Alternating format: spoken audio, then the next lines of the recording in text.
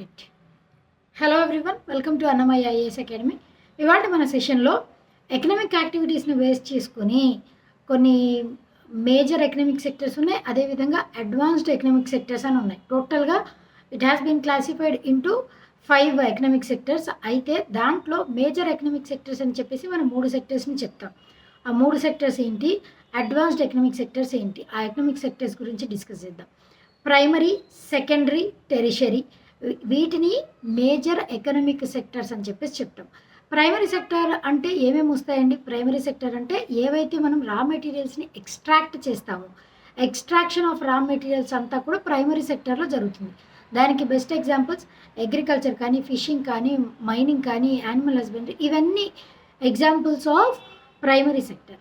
Secondary sector అంటే ఏంటి అని అంటే మనం తీసుకున్నటువంటి ఎక్స్ట్రాక్ట్ చేసినటువంటి రా మెటీరియల్స్ని వాటిని ఫినిష్డ్ గూడ్ లాగా తయారు చేయగలడు. That is nothing but manufacturing sector, nothing but secondary sector కిందకు వస్తుంది. దాంట్లో ఎగ్జాంపుల్స్ వచ్చేసి ఇప్పుడు ఏదైనా ఇండస్ట్రీ తీసుకోండి, ఏదైనా ఒక ఫ్యాక్టరీ, టెక్స్టైల్ ఫ్యాక్టరీ కానీ, ఏదైనా ఇండస్ట్రీ కానీ, ప్లాస్టిక్ ఇండస్ట్రీ కానీ, లేదంటే కన్స్ట్రక్షన్ ఇండస్ట్రీ కానీ, ఇవన్నీ కూడా సెకండరీ సెక్టర్ కిందకు వస్తాయి.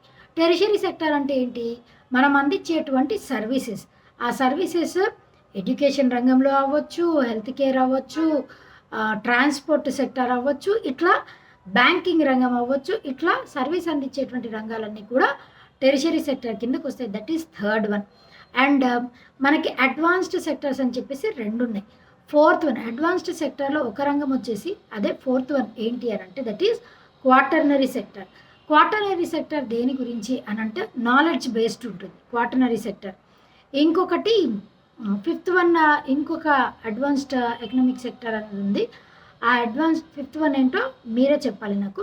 ఫోర్త్ వన్ వచ్చేసి నాలెడ్జ్ బేస్డ్ ఎకనామిక్ సెక్టర్. దేని గురించి? దీనికి బెస్ట్ ఎగ్జాంపుల్స్ ఏంటి అని అంటే IT, information technology, research and development, ఇవన్నీ కూడా క్వాటర్నరీ సెక్టర్ కిందకి వస్తాయి.